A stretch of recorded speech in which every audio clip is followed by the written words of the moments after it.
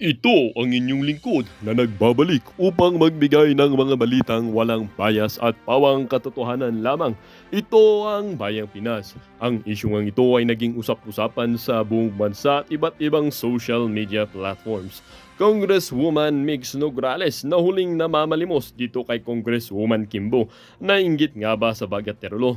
Saldi ko, nagkalat na naman. Dito nga natin makikita mga kaibigan dahil sa katarantaduhan na ginawa nitong si Kimbo na ito na pagpapakita ng kanyang bag na nagkakahalagang 1.9 million pesos ay tila ba itong si Migs Nograles na ito ay nainggit. Dito nga natin makikita mga kaibigan na imbis na mag-focus na lang itong si Migs Nograles na ito kung ano ang kanyang dapat gawin upang mapaunlad ang kanyang syudad at ang kahirapan ng kanyang nasasakupan ay tila ba hinuuna niya pa rin ang inggit sa kanyang puso na dito kay Kimbo dahil nga sa bag na nagkakahalagang 1.9 million pesos. Dito nga natin makikita mga kaibigan na mga kongresistang ito ay tunay ngang sakim sa tinatawag natin or maluho talaga sa mga bagay na material at imbis na gumagamit or ginagamit nila itong mga budget na nila ito na pangbili or pang improba ng kanilang syudad at pati na rin pag-improba ng mga buhay ng kanilang mamamayan na kanilang sinasakupan. Well mga kaibigan, hindi nga natin maiiwasan na ganito ang puso ng mga kongresista na ito na ihinilal ng kanilang mga kanilang mga mambabatas, ngunit wala naman tayong magagawa. Sana na lang mga kapatid ay hindi na lamang maulit na manalo itong mga ito at sana mga kapatid ay tunay ngang ang mayahalal na sa ating bansang ito na bigla na ating mananakop or hindi naman sinasabing mananakop kundi ang mamumuno sa atin ay sana naman taong may puso sa pagsisilbi at tunay na may integridad. Para nga sa kabuang detalye ay panoorin ang buong video. At kung bago ka at salamat na rin sa ating mga solid viewers na rin dyan sa walang sawang pagsuporta. At kung bago naman sa ating channel ay syempre huwag kakalimutang mag-subscribe, pindutin ang notification bell, piliin na rin ang all upang laging maging updated sa mga balitang bago, totoo at walang bias. Dito sa channel ng Bayan, ang Bayang Pinas. Huwag din pong kakalimutang mag-iwan ng like at i-share ang ating mga videos. Maraming salamat po! Bayan ng Pilipino dito sa administrasyon na to. Nakakahiya ho, huwag niyong gagawin yan. Pati ho itong pagmumukha ni Migs Nograles dito sa video na to, sa tingin ho natin, napilitan din ho siya sa ginawa niyang yan. Next time ho, lagyan niyo ho kasi ng energy. Kung kailangan niyo mag-hire ng mga cheering squad, mag-hire ho kayo. Kasi walang ka-energy tapos nakasimangot pa kayo. Kulang ho ba ang budget dyan sa ano na yan? Dyan sa ano ba yan? Servisyo pero anak ng toma. Huwag kong ganyan, no? Nakakahiya. Servisyo per, tama, servisyo per. Huwag kong ganyan. Kailangan yung manglimos ng pasasalamat sa ating mga kababayan. Pera nyo ba ginagamit yan? Tanong ko lang. Tanong lang ho natin dito mga kababayan. Pera ho ba nito mga tambalus-lus na to ginagamit nila sa pamimigay nila ng ayuda na yan? Bakit wala naman dyan si Marcos Jr.? Tapos na ho. Tapos na ho. Tapos na ho ang eleksyon. Di na ho lulukluk si Marcos Jr. Nakantoka naman. Anong klaseng kalokohan to? Nakakabwisit to. Tapos na eleksyon. Nalukluk na. Ang gagawin dapat magtrabaho. Yung pasasalamat, kung magpapasalamat sa bayan ng Pilipino, nasa sa atin na yon. Pero yung kailangan ng pangipangalandakan na salamat, President Bongbong Kaya kayo pinagkakamalan eh. Pero bago ho yan mga kababayan, isang like at isang subscribe, no? Masaya na ho tayo dyan. At sa mga gustong sumali sa ating community para kayo ho ang pinakaunang makakita sa ating mga reaction video, i-click nyo lang ho yung join button sa baba. Meron ho tayong bagong member. Maraming salamat dito kay wait lang ho Dito kay Sonia EM. Salamat ho. Johnny Pusong, maraming salamat ho sa pagpapamember sa PH Update. Ayun na nga, pasadaan ho muna natin itong mga maiinit na kaganapan dito sa social media. At syempre, itong kay Migs Nograles. Hoy Migs, next time kasi lagyan mo ng konting energy. Ha? Kung di ka masaya sa ginagawa mo, bumaba ka dyan sa tablado. At kung maaari, bago nyo hingi ng pasasalamat ng crowd, pakainin nyo muna. Wala akong energy, eh, 'no? Eto, wait lang, wait lang. Gusto ko munang, i-shoutout ng mabilisan itong si Sir Ibi Hugalbot, ha. Sumilip po tayo kanina sa live nitong si Sir Ibi bago ho tayo mag-umpisa dito. Kasi isa ho talaga 'yan sa mga fina-follow nating vlogger, political, commentator. Isa ho 'yang si Sir Ibi Hugalbot. Mag-subscribe ho kayo sa channel nitong si Sir Ibi Hugalbot. Napakahusay ho niyan, 'no. Majority ho sa mga posting niya sa FB page niya, kinukuha ho natin para bigyan ng, komentary, no. Napakahusay, Ibi Hugalbot. Teka lang ho mga kababayan, tanggalin ko lang 'tong ano para makita niyo ho. Kausap niya ho dito, si, Ma'am Eat Abroad, Ma'am Eat Abroad. Ayan ho, Ibi Ugalbot. Ibi Jugalbot ho, Ibi Jugalbot. Subscribe ho kayo diyan kay, Sir Ibi Jugalbot, 'no. Napakahusay hong mag-analisa ng mga ano, mga kaganapan ngayon sa ating, bansa, 'no. Saka no filter, yun naman ho ang gusto natin sa mga fina-follow natin, no filter tapos napakalalim mag-analisa. Sir, ano lang naman ho tayo dito sa PH Update, 'no. Kumbaga ako talagang, since, nakita ko yung, page niyo talagang finalo ko na ho kayo, 'no. Napakagaling ho kasi, magaling yang si Sir Ibi Hugalbot. Siya ho talaga sa mga sinusubaybayan nating ano yan, political, commentator dito sa ating bansa. At, ayan si Mama ano, si Mama Eat Abroad. Naku po, kabalin pala 'tong si Ma'am Eat. Ma'am Eat! Shoutout kay Ma'am Eat Abroad. Nasa ano yan, nasa ibang bansa ho yan. Yan hong mga yan, pinapakinggan ho natin kay Ma'am Joey. Shoutout din kay Ma'am Joey. Long time no see. Hindi tayo nakakapasyal kay Ma'am Joey. Kasi ano yun, timpuyat ho yun, eh. Kay Ma'am Joey, support din ho natin si Ma'am Joey. Yan mahuhusay ho. Malulupit bumalagbag ho yang mga yan. Wala ho tayo sa kalingkingan ng mga iniidolo natin na yan. At, ano lang, subscribe ho kayo at mag-follow kay Sir Ibi Hugalbot. Ayun na nga mga kababayan dito sa bahagi ng video natin na 'to, pasadahan ho muna natin ng mabilisan itong si ano, itong si Migs Nograles. Ito talagang si Madam Migs. So, unahin na ho natin itong si Migs kasi inintrohan ho tayo kanina, eh. Eto mga kababayan, masama na naman ang tingin nitong si Madam Pamela. Tinitingnan niya si Migs Nograles. Naalala ko tuloy nung pinanggigilan nitong itong si Madam, Pamela, itong si Migs Nograles, 'no. Eto pakinggan ho natin, grabe itong administrasyon na 'to. Wala ho tayong masabi, nakakaawa ang Pilipino, ganyan ho tayo ungguhin nitong administrasyon na 'to. Kailangan pa natin pasalamatan itong sitting president. Para saan? Para saan pagpapasalamat?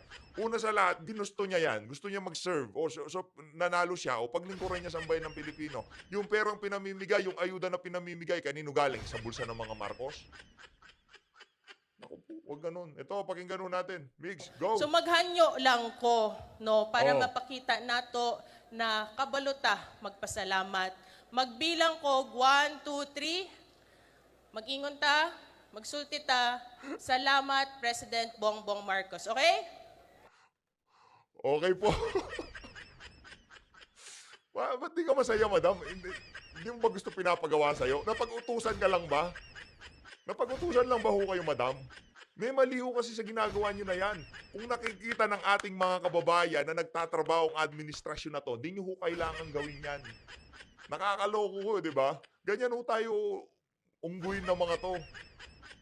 Galing na sa tao ang pera, ipamimigay nila, pasasalamatan natin itong mga... Ano ba yan? Ano? Tuloy. Okay. 1 2 3. Salamat President Bongbong Marcos. Pakainin nyo muna. Pati ho yung mga manunood, hindi ho sila masaya sa pinapagawa nitong si Migs Nograles. Madam Migs, please last mo na yan huwag mo nang uulitin yan, nakakahiya. Tingin ko pagka napanood to ni Marcos Jr., sa bagay, bangag yun, no? Pagka nakita niya to, sigurado feel na feel niya yan. Saka pagka ho namigay sila ng ayuda, grabe naman, ang dami ng mga pumipitik sa likod. Tapos naka-uniforme pa.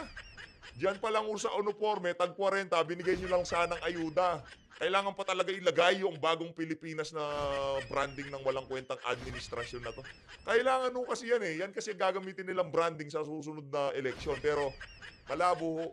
No, malabo yung pinapangarap ng mga gustong sumunod sa yapak ni Marcos Jr. Nakaalyado nila ngayong mga panahon na to. Kasi tayo naman kasi wala namang problema kahit sinong mamuno sa Pilipinas. Sa totoo lang, wala ho tayong problema. Kahit hindi Duterte, okay na, sige. Basta gawin nila ang tama. Yun lang ang atin.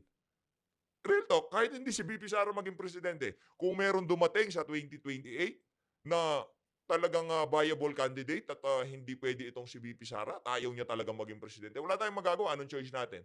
Di ba? Wala, kung si VP Sara all the way, makikipagbalagbagan ho tayo dyan. Eh kung hindi naman tatakbo tong Ali, di naman nga nagmamadali eh. Di ba? Hindi ho nagmamadali si VP Sara. For example, walang tumakbong Duterte. Oh. Hindi tumakbo si VP Sara. As in, walang tumakbong Duterte. Ano magiging choice natin? Di ba? Kung kahit sino pa hong maluklok dyan, kasi 6 na taon lang ho talaga yan. Kahit anong gawin natin. Kahit sabihin natin, pagka naupo si VP Sara, pagkatapos ni VP Sara, ano mangyayari? Pagka itong pumalit kay VP Sara ay nagpakaaso na naman sa Amerika. Wala ho talaga. Walang progreso dito sa bansa na to. Sa ayaw at sa gusto ho natin, pagka merong nakaluklok na isang bangag, tapos nauusapan. Kaya ayus-ayusin natin ang pagpili dito sa papalapit na 2025 midterm election. No? Ayus-ayusin ho natin at piliin ho natin yung mga bagong muka. Speaking of bagong muka, mamaya ho, meron ho tayong nagustuhan dito sa portion ng Q&A. Dito sa nangyaring parang press con ng hakbang ng maisog, no? Meron ho tayong nagustuhan dyan sa sagot nitong si Attorney Vic Rodriguez dito sa video na to. Mamaya ho, panoorin natin. Tuloy ho natin mga kababayan itong si Attorney Migs Nograles. Siyempre, kinahanglan jud nato maghatag ng pasalamat sa sa rason kung Tatawin bakit sa likod, tayo sobrang laki na bagong Pilipinas Servisyo Fair. Ang atong bisita na si Speaker Martin Romualdez. Balik ko, bilang 1, 2, 3, sabay-sabay tayo magsutig. Daghan salamat, Speaker Martin Romualdez. Anak ng daw kakahiya ho kayo. Hindi pera ni Romualdez yan, hindi pera ni Marcos Jr. yan, pera yan ng sambayan ng Pilipino. Para saan ang pagpapasalamat, kahit sino maupo dyan, talagang dapat bumalik sa taong bayan yung mga pera na yan, mga langya kayo. Grabe tong administration. Sir, madam, di ka ba nahihiya? Yung level ng pamumulitika nyo, sobrang baba ho. Dinaig nyo pa mga dilawat. Grabe itong pamumulitika na to. Naknanto ka. Kailangan talaga pasalamatan ng sambayan ng Pilipino yung si Martin Romualdez, yung mga nandyan sa nanonood sa'yo na yan. Nahanlan jud kusog na ha para magbalik jud siya. Anong balik? No. Para bumalik siya. Hindi ko maintindihan eh. So magbilang ko ha. 1, 2,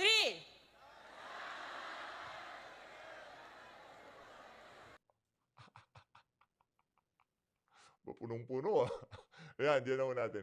Yan o, ang yan si Revilla. Ay, naku po. Wag na ho nating ibalik yung mga tao na yun. Mga walang kwenta ho yung mga yan. Maglagay ho tayo ng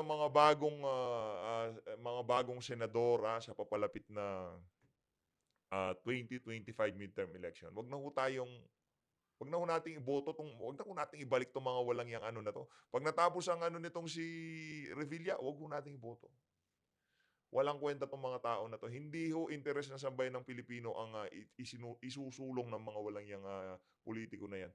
Pasadaan ho natin, naku po si Trillanes biglang sumilip. Ayun na nga mga kababayan, yun ho palang ginagawa nitong si Kimbo, hindi ho yan naaayon sa standard ng matinong government official. Di ba? Pinag-usapan na ho natin sa mga nagdaang video natin. Kung ikaw, isang government official sa isang bansa na kung saan napakaraming nagugutom, yung tipong sintido ko mo na lang ang gagamitin mo eh. Hindi mo na kailangan tong Republic Act number 6713 na to. Hindi nyo na ho kailangan yan. No? Hindi nyo na ho kailangan yung Republic Act na yan. Kasi sintido ko mun lang eh. Ang daming nagugutom, ultimo bigas di kayang bilhin. Tapos magsusuot ka ng bag ng 2 milyon. Magsusuot ka ng rilong 5 milyon. Mali ho yun. Ito ho ang nasusulat. Yan nga. Pagka-Republic Act na ganyan. Nakita lang ho natin dito kay Banat Bay kanina. Nag-scroll tayo. Bigla natin nakita to. Ito nakasulat sa post na to nitong si Banat Bay. No? Public officials and employees and their families shall lead modest lives appropriate to their position and income. At ito matindi ito mga kababayan. They shall not indulge in extravagant or ostentatious display of wealth in any form. In any form. Anak ng tokwa, lahat ng form, pinakitaan mo kami. Sinampal mo kami sa kahirapan namin. Ha? Ito, in any form ang ginawa ho nitong si Kimbo, sinampal ho tayo sa kahirapan sa lahat ng forma, sa damit, sa relo, sa artista ban yan eh. Di ba? Kapag sinabing artista ban, meron hong rep sa loob yan, baka meron pang ang palikuran yan. Ganun ho katindi ang mga artista ban na yan. In any form, base dito sa Republic Act number 6713, sinusunod ho ba yan nitong si Kimbo? Yan nga, yun nga ang pinag-usapan natin. Wala na hong batas-batas. Sentido común na lang. Kumbaga, kung talagang gusto mong maglingkod sa sambayan ng Pilipino, dapat huwag mong gawin yan. Ang daming nagugutom, ang daming lumulubog. Yung mga flood control, di gumagana habang ikaw naka-Rolex ka, tapos nandun ka sa mansion mo nakatira. Naknantawa. Mali ho yan. Yarin lamang kung sumilit na itong si Trillanes sa ating frame. Ano hinaho natin? Nagdeklara na ho itong si Trillanes. Para sa mga kababayan natin taga-Caloocan, mag-ingat-ingat ho kayo. Papalapit na ho ang nasa inyo yan. Kaya ho tumakbo ng mayor yan, hindi ho mananalo ng senador yan. Ngayon, kung ipapanalo nyo ng mayor yan, nasa sa inyo ho yan. Para sa mga taga-Caloocan, good luck na lang ho sa inyo. Good luck na lang ho sa inyo. Buti na lang, di sa lugar namin. Diyan ka na lang siya. Dito naman ho sa bahagi ng video natin na to, pakinggan naman ho natin ang mga punto de vista. Nitong si Madam Pamela, masama na naman ang tingin nitong si Madam Pamela. Naku po, kailangan nyo na naman magsitabi. Ito na ho mga kababayan. Na bagyo sa Pilipinas na papasok, di ba? Ang pangalan ay Ba't wala si Sir Perdi. Marlon? Kasi Pero, tapos na tayo kay halos, Kenteng. pero halos 3 taon na tayo talagang binabagyo ng anomalya. Naku, Oo. Ang pangalan din na isang Ferdinand. Dagado. Sila ulo pa, Marlon. 3 taon na tayo.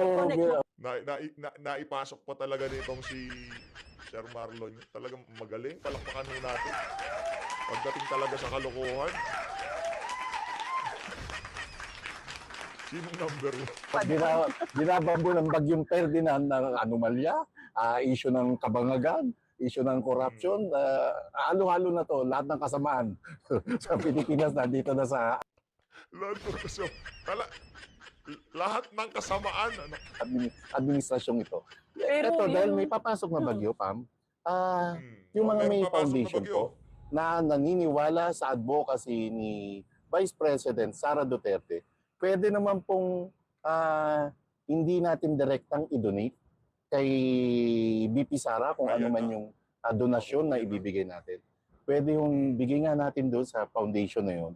Tapos si foundation na yun, Di ba nga mga kababayan, yun na nga napag-usapan natin dun sa video natin kahapon, na kung saan baka ang ginagawa na yan kay Vice President Sara Duterte na paggipit sa budget. At sa tingin ho natin, ramdam na rin nila ho yun. Kasi ang ginagawa nila, gusto nilang balansehin eh. Yung pagbira kay BP Sara, sabay pagtanggal ng budget. Ngayon, titimplahin nila yung tubig. Kung paano tatanggapin ng sambayan ng Pilipino yung pangbababoy kay BP Sara at pagtanggal ng budget sa kanya. Talagang pinag-aaralan ho nila kumbaga yung tubig na mainit. Hinahawak-hawakan nila ng ganito. Ano, mainit po ba? Naku po, yari tayo dyan pagka napasok tayo. At dyan sa ginawa nila ni BP Sara, again, malaki ang tsansa na baka hindi pa nag-uumpisa ang 2025 2020 midterm election, tapos na ho yan pag nagkataon. Kaya ako, okay lang ho ako nung binalita na 833 million yung budget ng OBP. Opportunity nga natin yun para talaga mapakita natin, suporta natin kay BP Sara, di ba? Kaya tingnan ho natin. ang mamumudmud sa mga kapwa natin Pilipino na bilang pagpapakita to ng simpatya at suporta. I don't know. Pero siguro... Pero para mag-solicit, hindi Oo, labas yun. hindi. Labas yun, Pam, labas yun. Oo, Malinaw. oo. Akin lang meron Wag. ibang approach. Kasi bawal ho talaga. Bawal sa batas Bawal. yung mag-solicit at tumanggap ng solicit. Kasi Bawal ho yun. Hindi pwede basta-basta tumanggap ang pera ang Office of the Vice President. Baka makasuhan pa, baka mag-rap pa ho siya. Delikado. Yung basta-basta na lang kung saan-saan manggagaling ang donasyon. Di ho pwede yun. Di pwede yun. Bala ko nga, gumawa na ako ng page ng GoFundMe. Kaso bawal nga yun. Para kay BBC. Bawal yun. Di ho pwede yun. Kaya kung merong mga foundation, mga institution, for example, yung Victory Liner, sinabi niya, merong strike, para kay BP Sara to, tatlong bus, EDSA, arangkada, free sakay para kay BP Sara. Yung mga ganong klaseng galawan, yan pwede na yun eh. Pwede na ho yun. Kahit hindi sa pera talaga, kahit doon sa mga ganong klaseng tulong lang. malaking bagay na ho yun. Pero tingnan ho natin, hindi pa tapos ang laban. Tingnan natin yung mga pumuporma sa Senado kung ano mangyayari doon sa mga... Tayo mismo binabaril natin at binabatikos natin yung 10 million pesos Oo, yung na bounty reward money. money Oo. kay Pastor Apollo Kibuloy. And Correct, kamusta di pala ba? yun? Correct. Yun ngang donation para kay Pastor Apollo Kibuloy, yung pagkakahuli niya. Di ba, tinatanong natin kay Abalos kung kanino galing kasi bawal ho yun. Pwede ho siyang makasuhan. Di pwedeng basta-basta tumanggap ng pera pagdating sa mga ganyang klaseng bagay. Unless nagpakilala, kunyari ako yung magulang noong naperwisyo ng isang kriminal, o ako, DILG, ito, 10 milyon. Sino makahuli, makapagbigay ng impormasyon kung saan mahuhuli ang mama na yan. Yon, pwede yon. Pero yung anonymous, hindi ho pwede. Kanino sa- kaya napunta Base yun? sa mga naririnig. Hindi tayo abogado, base lang yan sa mga naririnig natin kasi kinwestiyon yan ng kampo ng SMNI, di ba? Ng KOJC, di ba? Kailangan ideklara, ayon sa batas, kailangan ideklara lahat ng pumapasok na pera. No? Kahit ano pa yan, tulong, pabor o ano pa yan, kailangan ideklara. Oo nga, hindi. Saka sa issue ng, alang-alang sa issue ng transparency, diniklara na ba ni Benar Abalos kung sino yung nag-donate na yon ng 10 million pesos at tinanggap ba nila? Di ba? At na-distribute na ba to sa mga otoridad? Kasi nung nakaraan, Kay Jiggy Barra daw dapat ibigay. Totoo ba? Loloko si Jiggy Barra doon sa live niya. Dapat sa kanya daw mapunta yung... Hindi, pero yung ginagawa nila kay Pastor Apollo Kibuloy, sobra na ho yun. Mali na ho yun. No, kahit, kasi gusto lang naman natin i-apply yung timbangan na ibinigay doon sa driver ng photon van. Doon sa video natin, nauna, nung pinag-usapan ho natin, nung ilnabas yung mugshot nitong si Pastor Apollo Kibuloy, di ba, nag-alburoto rin tayo doon. Kasi unfair nga naman, pagdating doon sa photon van driver, talagang merong kargang toneladang droga. Yung mugshot niya, naka-blur, ayaw niyong pakita. Kay Pastor Apollo Kibuloy, wala pang napatunayan, nasa korte pa ang mga kaso, pinag-uusapan pa. Talagang binandera niyo pagmumukha niya. Di ko alam ng mama kung paano niya tatakpan ang kanyang pagmumukha. Kayo naman, talagang pagganti na iga. Meron din hong oras yung mga yan. na Oras. nagbudel pa ipadala ni Romel yung mga pulis sa PRO 11 at sinabihan, binigyan niya ng mga ilang araw na pahinga para Dapat makapag-rest. lang naman And alam sa ko, ginawa binigyan din nila. Alam ko binigyan din ng ilang konting normal lang yun. Nag-blow out yung Correct. nagbigay Lalo na dapat si Dela Rey. Kailangan malaki kay Dela Rey. Kailangan yung kalahati ng 10 million bigay kay Dela Rey. Di ba? Dito sa bagay ng video natin na to, pakinggan nun natin ang nangyaring Q&A kanina dyan sa hakbang ng Maisog, no? Nakagawa na ho tayo ng pangunang video dito, yung pagsasalita nitong si Atty. Vic Rodriguez, kaugnay nga ho doon sa doon sa Taylor Swift ready. Nakakatawa. Ito, pakinggan nun natin mga kababayan. Wala. No, kasi I just need Ito. to say this. Mm. The tipping off kasi, I think it was already overdue. Overdue na yung tipping point eh. Correct. But the question is why Pakinggan niyo ho to. is it still a Napakalaga niyan. tipping point, not an action from the people? Correct. Mm. Kasi remember, ako ang analysis ko dyan, because the establishment itself is against the possible successor of BBM, no? Who is A. Duterte. Kasi, Correct. di ba nga, I mentioned kanina that Nakinig. during his term, binangga niya yung establishment eh. Correct. So what happened, sa time ngayon, parang siguro it is safe to say na pinagtsatsagaan na lang si BBM because ang papalit, Duterte. Mm. So everybody is with them. Bullseye. Can you imagine even the left is with them? So everybody is with them. Sinong natira? Tayo. Yung Everybody's with them. Ay, isa-isa na ho natin. Siyempre, punta muna tayo dun sa mga pinakakasangkapan nila. Mainstream media, ayaw ho sa Duterte. Paano hindi ho sila kumikita ng maayos? Walang buffet pagka merong Malacanang press corps. Magpe-press con sila dyan sa Malacanang. Walang buffet. Panahon ni Tatay Digong. Siguro merienda, tubig, merong ganon. Kasi pera nga naman ng taong bayan. Gaganda ng mga kumpanya nyo, GMA, ABS. Magpapabupe kayo sa Malacanang. Diba? Lalaki ng sahod nyo. O, mga makakaliwa. O, ayaw din ho nila sa Duterte kasi mauubos sila pagka... Diba? Kahit palpak na tong si Marcos Jr., ayaw ho nila siyang palitan. Diba? Ayaw ho nilang palitan itong Mahama. Kasi alam nila, pagka pinalitan nila itong si Marcos Jr. at pinampalit itong si BP Sara, naku po, yari tayo dyan. Pero, kung ang vice presidente, itong si Leni Robredo, tapos na usapan. Tapos na usapan. Tapos na usapan. Kumbaga, matagal na hong napalitan niyang si Bangag. Doon pa lang ho sa issue ng pulburon, tapos na. Doon pa lang ho sa issue ng drug test, tapos na. Pero dito, pati yung mga dilawan, ayaw sa Duterte. Mainstream media ayaw sa Duterte. Mga congressman ayaw sa Duterte. Nag-diet ho sila nung panahon ni Tatay Diggs. Gutom silang lahat. Tingnan yung tabaan ulit. Tingnan nyo naman si Tambaluslos. Laki ng katawan. Diba? Nagtabaan lahat sila. Oh. Hindi sa bulsa. Literal na nagtabaan yung mga walang ya.